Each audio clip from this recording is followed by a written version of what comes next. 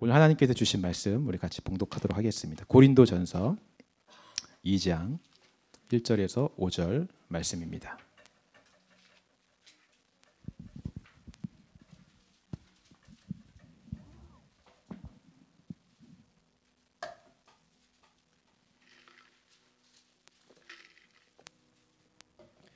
네, 5절 말씀이니까요. 우리 한 목소리로 같이 한번 읽어보도록 하겠습니다. 함께 읽겠습니다. 시작. 형제들아, 내가 너희에게 나아가 하나님의 증거를 전할 때 말과 지혜의 아름다운 것으로 아니하였나니 내가 너희 중에서 예수 그리스도와 그가 십자가에 못 박히신 것 외에는 아무것도 알지 아니하기로 작정하였음이라.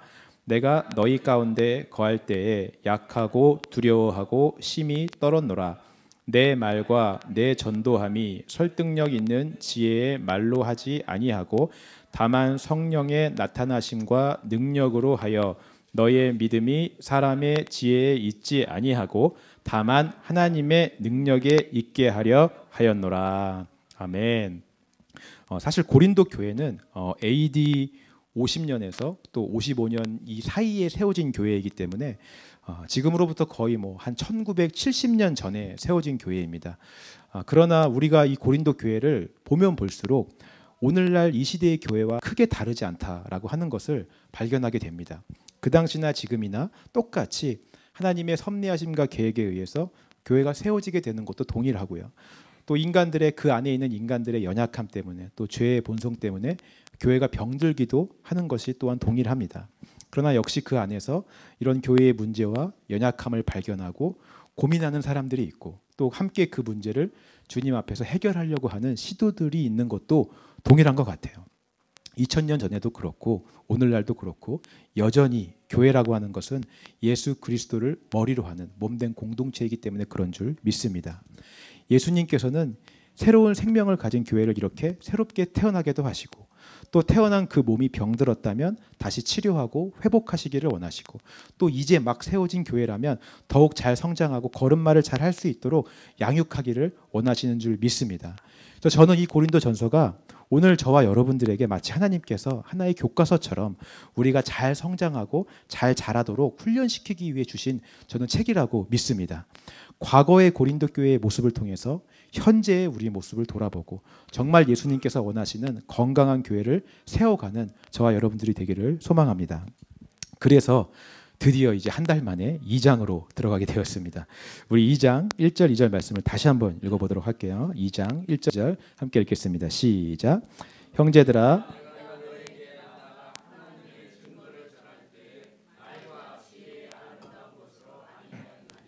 내가 너희 중에서 예수 그리스도와 그가 십자가에 못 박히신 것 외에는 아무것도 알지 아니하기로 작정하였음이라.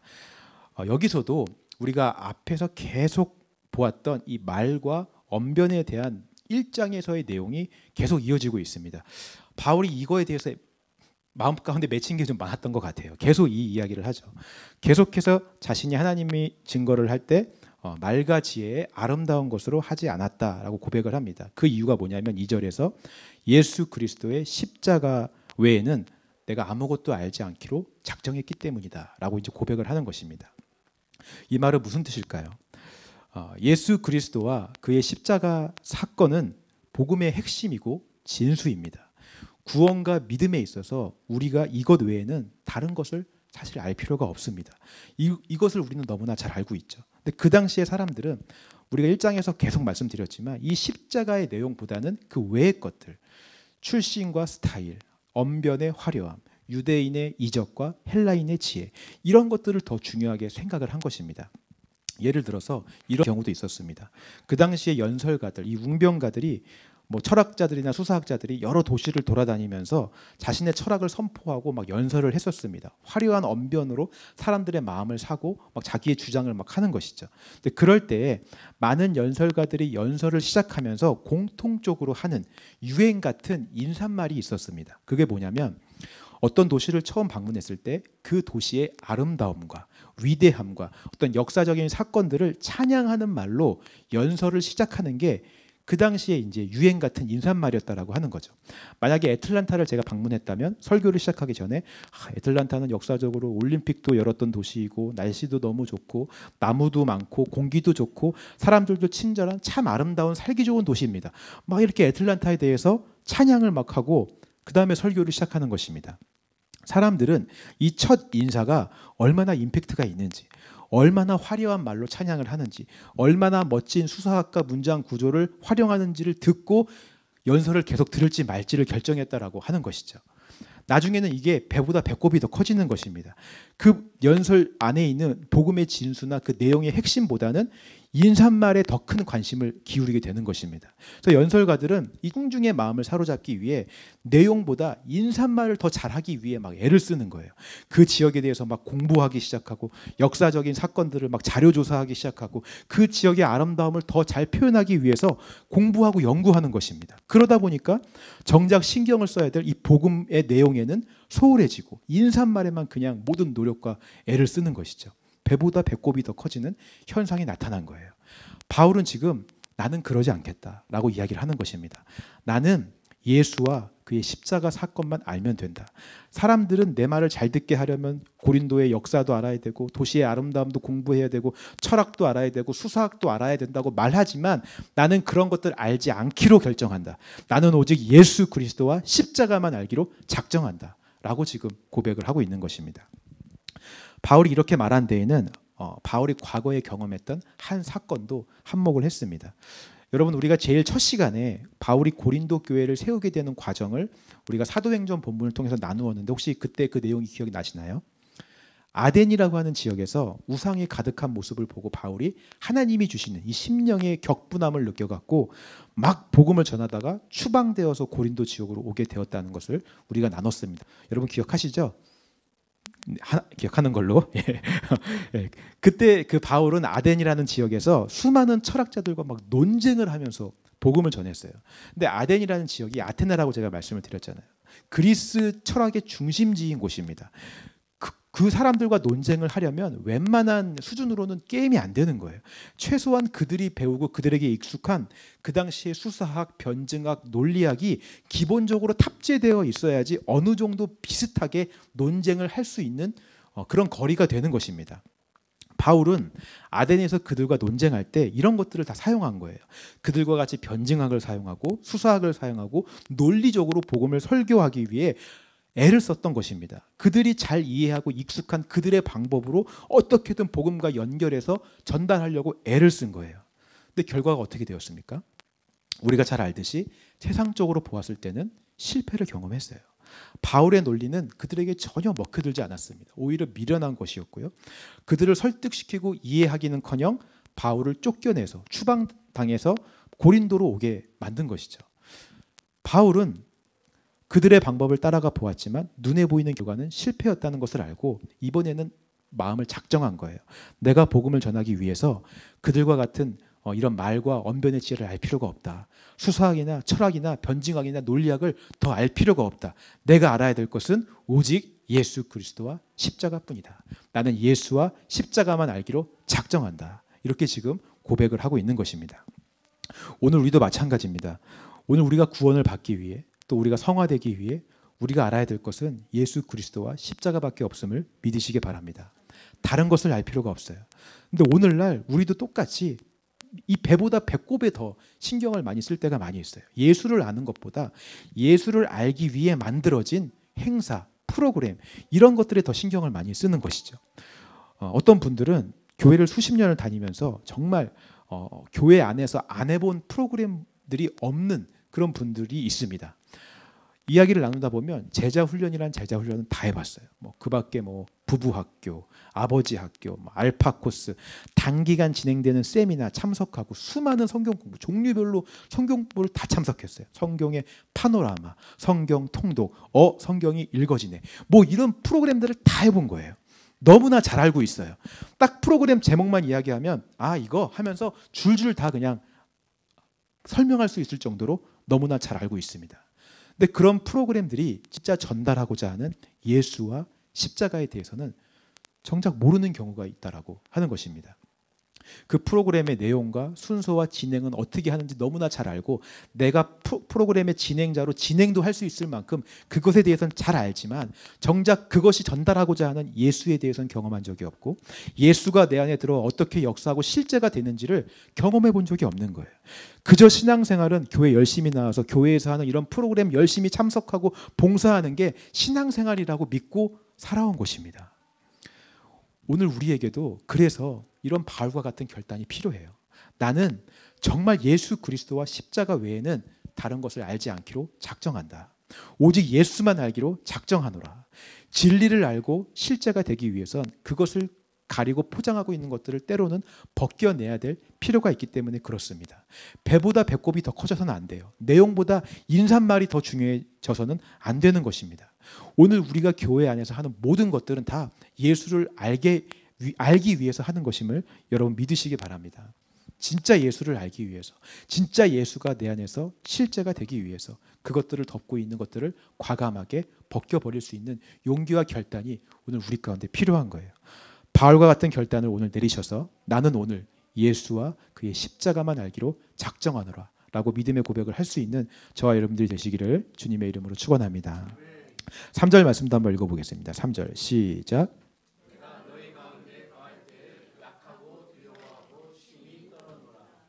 그렇게 우리가 작정하긴 했지만 인간이 연약한지라 두렵고 좀 불안한 마음이 없을 수가 없습니다. 바울도 그랬어요. 바울이 고린도 지역에 처음 왔을 때 작정하고 왔지만 약하고 두려워했고 심히 떨었다라고 지금 고백하고 있습니다. 이렇게 된 데에는 두 가지 큰 이유가 있습니다. 첫 번째는 바울이 지금부터 이제 작정하고 하려고 하는 일은 그 시대의 대세를 거슬러야 하는 일이기 때문에 그렇습니다. 그러니까 모두가 예라고 할 때 자기 혼자 아니요라고 말한다고 하는 것은 굉장한 용기가 필요합니다. 자칫 잘못하면 모두에게 낙인이 찍히고 혼자 유별나다고 왕따가 될 수 있는 비판을 받을 수 있기 때문에 그래요. 지난주도 말씀을 드렸지만 이 헬라인들의 철학과 사상은 영웅 논리와 신들의 이야기로 가득 차 있습니다. 그것이 고린도 지역의 대세예요. 근데 그런 대세에 예수의 십자가를 전한다는 것은 대세를 거스르는 일입니다. 위대한 영웅이 아니라 마구간에서 태어난 목수의 이야기를 해야 되는 거예요. 나라를 뒤집어 엎고 승리한 왕에 대한 이야기가 아니라 저주받은 십자가에 달려 죽은 이야기를 해야 되는 거예요. 그들에게 전혀 매력적이지 않는 대세를 거스르는 이야기를 해야 되는데 바울은 두려울 수밖에 없는 것입니다. 또 로마인들에게 이 로마의 황제라고 하는 사람은 신이자 숭배의 대상이었습니다. 근데 그런 로마인들에게 이런 글을 써서 보내야 돼요. 우리 6절 말씀을 읽어볼까요? 6절 말씀 같이 읽어보겠습니다. 시작. 그러나 우리가 온전한 자들 중에 이 세상의 지혜가 아니요 또 이 세상에서 없어질 통치자들의 지혜도 아니요. 8절 말씀도 읽어볼까요? 시작.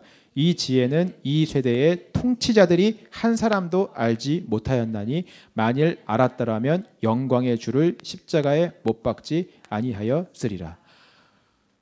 그 시대에 그들이 숭배하고 신격화하는 로마의 황제, 로마의 리더들을 지혜를 모르는 사람으로 써야 되는 거예요. 그들에게 이 통치자들은 이런 것들을 알지 못하고 예수를 알지 못한다. 그들은 신이 아니고 그들은 하늘의 지혜를 알 수 없는 우리와 똑같은 인간이다라고 그들을 깎아내리는 듯한 글을 써야 되는 것입니다. 그러니까 얼마나 인간적으로 두렵고 떨렸을까요? 로마인들이 이거 보고 자기 신고하기라도 하면 그 자리에서 바울은 죽는 것입니다. 그러니까 대단한 용기가 필요한 일인 거예요.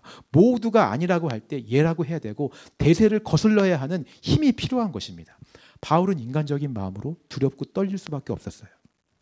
두 번째로 바울이 두려웠던 이유는 앞서서 이야기했듯이 바울은 이미 세상적으로 봤을 때 실패의 경험을 했습니다. 열심히 복음을 전했지만 사람들이 거부했잖아요. 아덴뿐만 아니라 데살로니가에서도 베레아 지역에서도 모두 다 실패를 경험했어요. 사람들은 복음을 거부하고 유대인들은 회방을 놓고 이 복음이 제대로 전파가 되지를 않는 것입니다. 인간적인 마음으로 바울은 낙심이 될 수밖에 없었을 거예요. 사람들은 그 당시의 성공 논리와 세상의 영웅 논리와 가치관으로 바울을 철저하게 무시했습니다. 야, 복음이 진짜라면 어떻게 이렇게 실패할 수가 있어? 가짜니까 실패하지. 바울은 역시 진짜 사도가 아니야. 가짜 사도야. 바울은 능력이 없어. 복음도 무시하고 바울도 능력이 없다고 무시했습니다. 바울은 이렇게 무시를 당하면서 자기 때문에 복음이 선포되지 못한 것 같은 느낌이 들어서 또 자괴감에 빠졌을 수도 있을 거예요. 말을 못하기 때문에, 내가 말을 못하기 때문에, 내가 전도를 잘하지 못하기 때문에 하나님의 복음이 이렇게 선포되지 못하는 것이 아닌가, 나 때문에 하나님의 복음이 선포되지 못하는 것이 아닌가, 이 모든 게 자기 탓이라며 더 낙심되고 절망했을 수도 있습니다. 그래서 약해지고 두렵고 떨리는 마음이 된 거예요. 여러분, 저도 사실 처음에 교회 개척을 할 때 물론 하나님의 뜻과 계획에 의해서 교회 개척을 하게 되었지만 사실 인간적인 마음으로는 두렵고 떨리는 마음이 있는 것이 사실입니다. 저희 플래그십 처치의 비전이나 목회 철학은 사실 요즘 세대의 대세를 거스르는 거예요, 그냥. 물론 한국도 이제 많이 바뀌어서 기복신앙을 거부하고 있고 이 땅에서 잘 사는 게 축복이 아니라 진짜 예수가 복이라는 것을 많이 이제 강조하고 있습니다. 또 건물이 교회라고 생각하는 인식도 많이 바뀌어서 매주 건물을 다양한 장소를 빌려서 예배하는 교회들도 많이 생겼고요. 한 건물을 여러 개의 교회가 공동으로 빌려서 같이 사용하는 경우도 많이 생겼습니다. 뭐 카페나 영화관 이런 다양한 장소에서 예배를 드리기도 하고요. 꼭 건물을 교회라고 이제 생각하지 않는 거죠. 또 무조건 사람이 많이 모이는 것이 이제 부흥이 아니다라는 것을 이제는 알기 때문에 분당 우리 교회 이찬수 목사님 같은 경우는 교회를 분립해서 다 나눠서 이렇게 교회 개척하기도 하는 일들이 이제 막 일어나고 있습니다. 그러니까 중요한 것은 눈에 보이는 건물, 이런 사람의 수 이런 것이 아니라 정말 예수 그리스도를 마음 가운데 모신 사람들의 모임이 교회라는 이제 인식이 한국도 많이 바뀌게 된 거죠. 물론 그렇게 되기까지 한국 교회가 얼마나 많은 욕을 먹고 얼마나 많은 문제가 있었는지는 잘 아실 것입니다. 그럼에도 불구하고 예수님께서 머리시기 때문에 자기의 몸들을 병 들어가는 몸들을 이렇게 고치시고 회복해 되어져 가는 그런 과정 중에 있다고 저는 믿습니다. 근데 한국은 이렇게 점차 바뀌고 있지만 보통 이민교회는 한국 교회보다 많이 느리다고들 많이 이야기들을 하세요. 그래도 LA나 뉴욕은 이런 것들이 빨리빨리 들어와서 많이 바뀌고 있지만 아직 애틀란타는 2000년대 초반에 한국 교회를 보는 것 같다라고들 한국에서 오신 목사님들이 많이 얘기를 해요. 이 교회들을 보고 있자면 2000년대 초반에 한국 교회들을 보는 것 같다고 말씀하시는 거죠. 여전히 교회 안에는 이 세상에서 내가 잘 살고 내 가족이 평안하게 세상의 좋은 것들을 누리며 잘 사는 것이 인생 최대의 가치인 거예요. 그것을 위해서 교회에 나오는 사람들이 너무나 많습니다.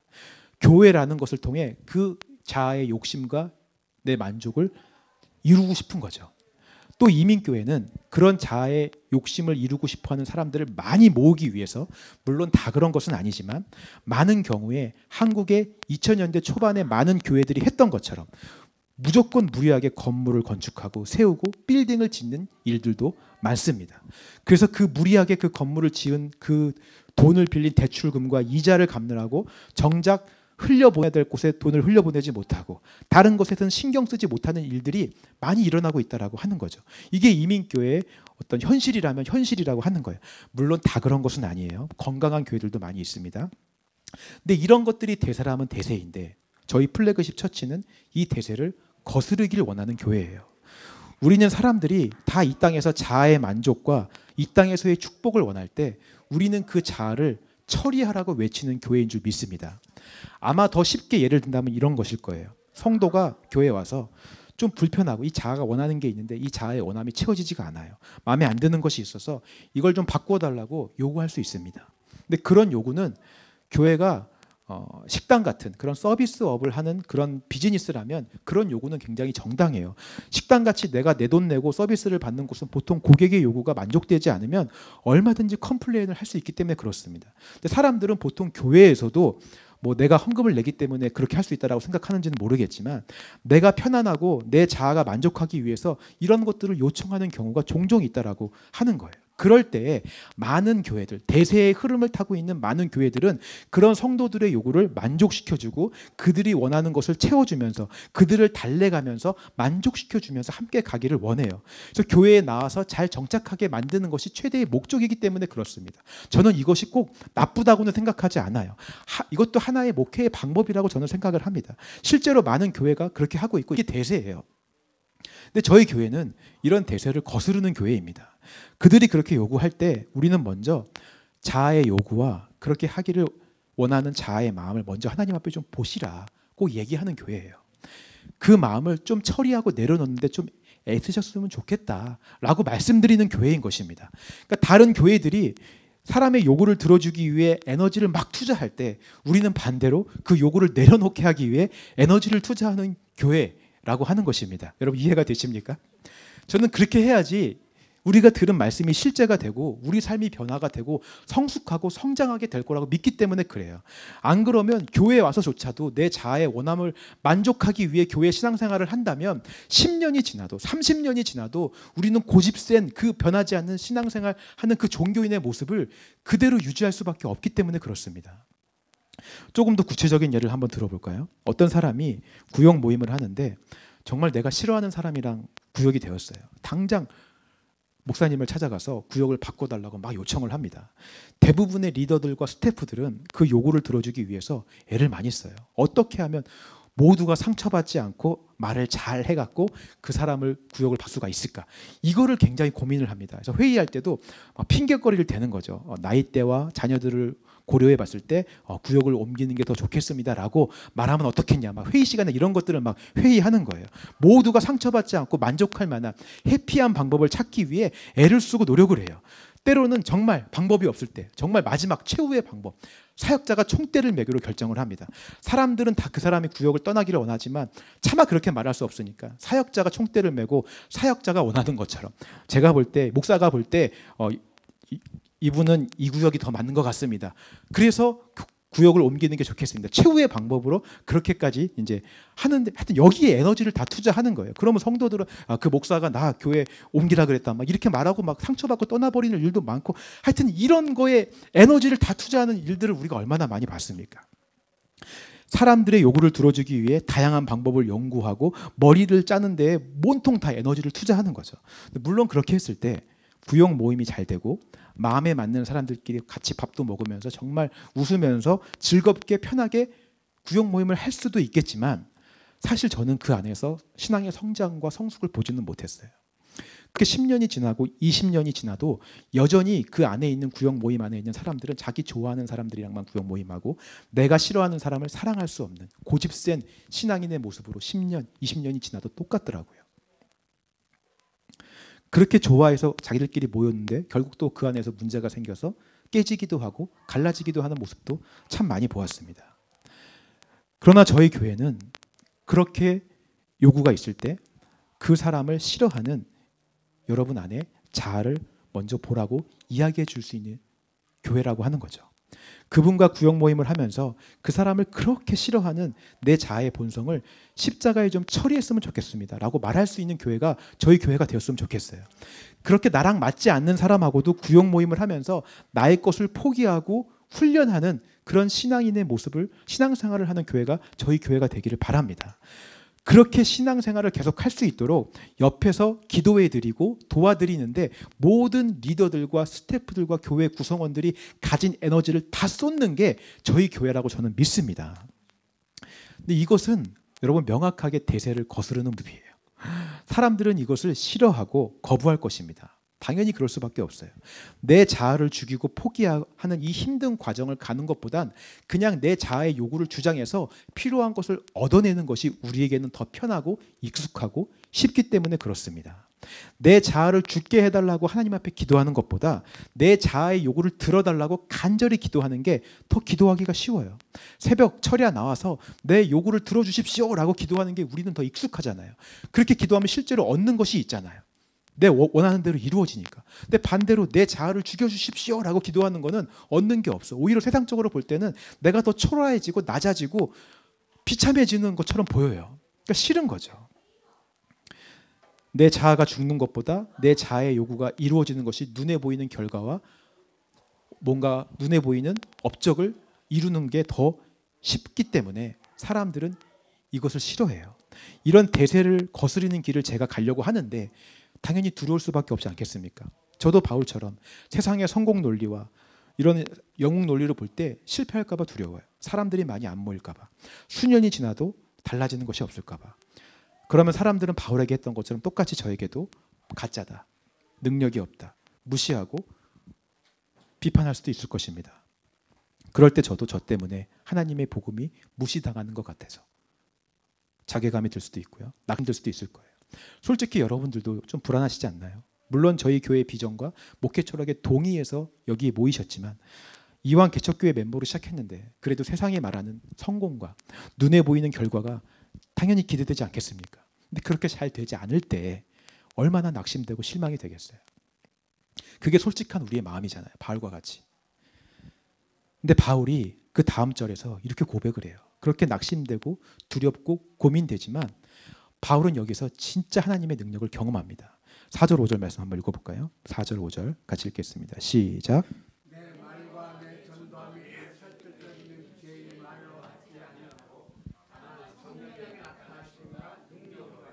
너의 믿음이 사람의 지혜에 있지 아니하고 다만 하나님의 능력에 있게 하려 하였노라. 아멘. 자신의 말과 전도함이 사람들에게 설득력 있는 이런 사람의 지혜와 말로 하지 않았다라고 고백을 하고 있습니다. 오직 예수와 그의 십자가만 알기로 작정하고 그 십자가만 고집스럽게 전하는 바울의 목회의 방법들이 사실 세상적으로 볼 때는 분명히 설득력 있는 방법은 아니에요. 대세를 거스르는 방법입니다. 그런데 그것 안에 진짜 성령의 나타나심과 능력이 있었다라고 지금 고백을 하는 거예요. 실제로 바울이 아주 우직하게 예수의 십자가만 전했을 뿐인데 구원받는 사람들이 생기기 시작했고요. 예수를 주라 시인하는 사람들이 생기기 시작했습니다. 세상의 지혜와 언변과 흐름을 따르지 않았는데도 복음이 역사하는 것을 바울이 보게 된 거예요. 그 증거로 세워진 교회가 바로 고린도 교회입니다. 그래서 5절에 이렇게 말하는 거예요. 너의 믿음이 사람의 지혜에 있지 않았다. 나의 언변과 나의 능력 때문에 세상의 대세와 흐름을 우리가 따랐기 때문에 우리가 교회로 세워진 것도 아니고 너희가 구원받은 것도 아니다. 오직 하나님의 능력으로 너희가 구원받고 교회로 세워지지 않았냐 라고 지금 바울이 고백하고 있는 것입니다. 여러분 정말 이런 믿음의 역사, 복음의 전파는 사람의 지혜나 능력으로 되지 않음을 믿으시기 바랍니다. 이것은 하나님의 능력으로 되는 거예요. 믿음은 아무리 우리가 언변이 화려한 좋은 설교를 듣는다고 믿음이 생기지 않습니다. 내가 멋지고 크고 좋은 교회를 다닌다고 믿음이 생기지 않아요. 대세를 따르고 모든 사람들이 다 하는 방법대로 우리가 따라간다고 해서 믿음이 생기는 것도 아닙니다. 믿음은 그런 것으로 우리가 얻어내는 것이 아니에요. 믿음은 오직 하나님께서 주권적으로 성령의 나타내심으로 주셔야만, 능력으로 주셔야만 받을 수 있는 것이 믿음인 줄 믿습니다. 바울은 그렇게 그저 맡은 자리에서 부르심의 사명대로 우직하게 예수의 십자가만 전했을 뿐인데 하나님께서 성령의 나타내심과 능력으로 사람들에게 구원을 주셨다라고 하는 거예요. 바울이 이것을 경험한 것입니다. 여러분 정말 믿음의 역사가 이렇게 일어날 것을 저는 기대합니다. 저는 꿈꾸고 소망해요. 저와 여러분들 이 플래그십 처치가 정말 부르심 그 자리에서 부르신 사명대로 우직하게 예수의 십자가와 예수 그리스도만 전파하게 되기를 소망합니다. 사람들은 그것은 대세가 아니라며 비방하고 너희는 뭐가 그렇게 잘났다고 남들은 다 이렇게 하는데 왜 너희 교회만 그렇게 하냐라고 무시해도 세상의 성공 논리와 눈에 보이는 것으로 볼 때는 실패처럼 보인다 할지라도 우리는 우직하게 이 자리에서 예수 그리스도와 십자가만 전하기를 소망합니다. 능력은 우리에게 있는 것이 아니라 성령님께서 나타나게 해주실 줄 믿습니다. 수년간 교회 생활해도 변하지 않고 그 모습 그대로였는데 플래그십 처치에 오면 십자가의 그 우직하게 전하는 그 십자가와 복음의 진리를 통해서 변화와 성숙이 일어나게 될 줄 믿습니다. 저는 그래서요 가끔씩 이렇게 지나가면서 여러분들이 나눠주시는 말씀들이 참 위로가 되고 참 기쁨이 돼요. 죄송합니다. 제가 허락을 받지 않고 이건 말씀을 드리는 거예요. 전주 곽세원 장로님이 지난주 2주 전인가요? 주중에 잠깐 우연히 교회에 들리셔갖고 이야기하게 되었어요. 근데 갑작스럽게 아마 CD 모임을 하신 분들은 어떤 상황인지 잘 아실 거예요. 갑작스럽게 장로님 주변에 일어난 여러 가지 사건 때문에 지금 상황이 너무나 힘들고 어려운 상황입니다. 근데 그때 그 상황 가운데 해주시는 장로님의 고백이 너무나 저한테는 은혜가 되었습니다. 이전에는 그냥 교회에서 열심히 봉사하고 최선을 다해 섬기는 것이 신앙생활이고 믿음인 줄 아셨대요. 근데 이런 상황들을 겪으면서 보니까 그동안 내가 하나님 앞에 구하고 그렇게 기도하고 열심히 했던 것들이 사실은 다 하나님 없이도 내가 사는 삶을 살기 위해서 구했던 것들이 아닐까. 이런 마음을 하나님께서 주셨다고 하는 것입니다. 내가 이것만 있으면, 내가 저것만 해결되면 상황과 형편 때문에 구했던 물질, 힘, 능력 이 모든 것들이 사실은 돌이켜보니까 하나님 없이도 내가 잘 살기 위해서 구했던 것들이었다라는 마음을 하나님이 주셨다라고 하는 것이죠. 그런 것들이 있으면 하나님 없이도 내가 이 땅에서 잘 살 수 있으니까 자꾸 그런 것들을 구했다라고 하는 것입니다. 마치 가인이 하나님 없이도 잘 살 수 있는 그런 애녹성을 만들어 놓고 물질과 과학기술의 힘과 그런 예술과 이런 것들로 하나님 없이도 잘 사는 그런 세상을 만들어 놓은 것처럼 장로님도 그렇게 살고 싶어서 그런 것들만 구하지 않았나라는 마음을 하나님이 주셨다고 고백을 하는 거예요. 저는 하나님께서 장로님 마음 깊은 곳에 있는 자아의 모습을 보여주셨고 또 그것을 이제 처리하고 다루시기 위해서 말씀하셨다고 저는 믿습니다. 이것이 너무 귀한 거예요. 말씀이 역사에서 실제가 되어가는 과정 중에 있는 것입니다. 하나님은 이렇게 내가 주인 되어 있는 내 자아의 영역들에 하나님의 말씀의 깃발을 꽂아서 그 땅도 하나님이 주인 되시는 땅으로 바꾸시기 위해서 플래그십 처치를 세우신 줄 믿습니다. 또 김보식 장로님도 지난주 정말 지나가면서 아주 짧은 간증이었지만 지난주 설교를 통해서 유대인의 표적과 헬라인의 지혜를 구하는 본인의 모습을 보셨다고 말씀해 주셨어요. 이런 것들이 너무나 귀한 거죠. 하나님께서 말씀을 통해서 우리의 모습을 조금씩 드러내고 계시잖아요. 그리고 그것을 처리해 가고 계신다고 저는 믿어요. 또 자매님들 그 CD 모임 안에서도 제가 참석하지는 못했지만 정말 깊은 나눔들이 나눠지고 있다고 제가 들어서 알고 있습니다. 또 저도 그 내용들을 듣고 함께 지금 기도하고 있어요. 그렇게 하나님께서 하나하나 보여주시는 부분들을 우리가 말씀 안에서 하나하나 처리해 나갈 때 여러분 저는 장담합니다. 우리 교회는 오늘보다 내일, 내일보다 한 달 뒤가, 한 달 뒤보다 10년 뒤가 지금 모습과는 분명히 다를 거예요. 더 예수님 닮은 모습으로 성장하고 성숙하고 성화될 줄 믿습니다. 저는 이것이 말씀이 실제화가 되는 것이고 하나님의 나라가 확장되어지는 모습이라고 저는 믿습니다. 이것이 우리의 언변이나 말의 지혜나 유대인의 표적이나 헬라인의 지혜로 되는 것이 아니에요. 절대 그렇지 않습니다. 우리 가운데 역사하시는 성령님의 능력과 하나님의 능력으로 되는 줄 믿습니다. 우리가 예수의 십자가만 붙들고 나아갈 때 아무리 두렵고 떨려도 우직하게 대세를 거스르는 일이라 할지라도 우직하게 예수만 알기로 작정할 때 하나님의 능력이 우리를 통해 나타나게 될 것을 믿습니다. 그래서 오늘 저와 여러분들이 한 번 더 이 시간 선포하셨으면 좋겠어요. 작정하셨으면 좋겠어요. 바울처럼 두 가지 길이 있습니다. 여러분 어떤 길을 가실지 작정하시기 바랍니다. 첫 번째 길은 내 자아의 요구를 만족시키면서 편하게 즐길 걸 즐기면서 교회 생활하고 종교 생활하면서 30년이 지나도 그 모습 그대로 여전히 나는 내 주변에 싫어하는 사람 한 명 품지 못하는 고집센 그런 종교인의 모습을 내가 갈 건지 모든 사람들이 편하게 갈고 있는 그 대세의 길을 갈 것인지 아니면 대세를 거스르는 길이지만 예수와 그의 십자가만 알기로 작정해서 좀 힘들고 두렵고 떨릴지라도 성령의 능력이 나타나서 말씀이 실제가 돼서 내 안에서 성장과 성숙이 일어나는 십자가의 길을 걸어갈 것인지 여러분 선택하시기 바랍니다. 바울은 후자를 선택하고요. 저희 교회도 후자를 위해서 부름받고 세워진 교회인 줄 믿습니다. 대세를 거스르며 모두가 좋다고 하는 넓은 길을 따라가는 것이 아니라 좁은 길을 가면서 하나님의 능력을 나타내실 수 있는 저와 여러분들이 되시기를 주님의 이름으로 축원합니다.